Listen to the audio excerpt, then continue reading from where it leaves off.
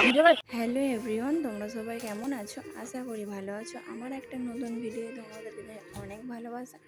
তো আজকের ভিডিওটা এখান থেকে স্টার্ট করলাম। আর দেখো এখানে কি হচ্ছে তোমরা বলতে পারবে? এখানে হচ্ছে বিরিয়ানি। তো নদীর ধারে অনেক দিন পর বাপের বাড়ি গেছিলাম, তো দাদারা বললো চল আজকে বিরিয়ানি বানাই।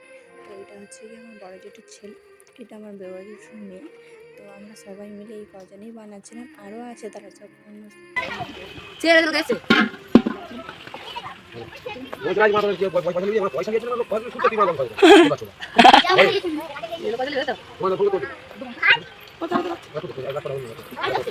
ওই তো এসে গেছে, পৌঁছে গেছে। হ্যাঁ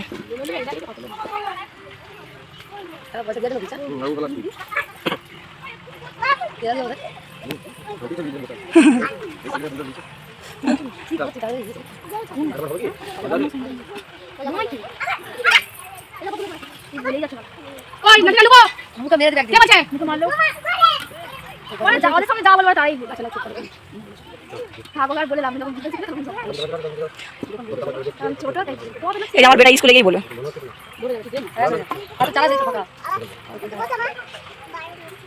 কি মুখ বলে চলে যাচ্ছে।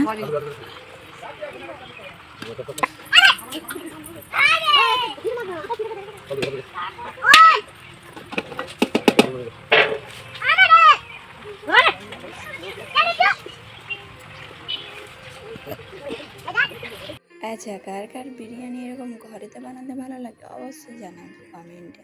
তোমাদের কমেন্টের আশায় আমি থাকবো। তো এখানে দাদা দেখো ঠিকঠাক গ্যাস জ্বলছিল না, কারণ গ্যাসটা অনেক দিনের পুরনো। তো হচ্ছে কি দেখো এখানে আমরা খেতে বসে গেলাম। এখানে বসলাম আমার দিদির ছেলে, এটা মাঝখানেটা আমার ছেলে, আর ওইটা ছিল আমাদের ভাইজি, আর এটা হলো আমার ভাইয়ের মেডিকেলে থাকে। তো বাচ্চাদেরকে আগে খাওয়ানো হচ্ছিলো, তারপরে আমরা বসবো। তো তোমাদের সঙ্গে সেই ভিডিওটা শেয়ার করছি, দেখো তোমরা কে কে এরকম করে খাও অবশ্যই কমেন্টে জানাবে। একসাথে খাওয়ার মজাই আলাদা, তাই না? তো আমরা এইরকমই করতে থাকি, কারণ আমার ভালো লাগে, আনন্দ হয়, মজা হয়। কারণ শ্বশুর বাড়িতে গেলে নিজের মতো করে থাকতে পারি না, সেই জন্য বাপের বাড়ি দেখলে আলাদাই একটা তোমরা বাপের বাড়ি এলে খাবার পর তোমরা কী করো অবশ্যই কমেন্টে জানাবে।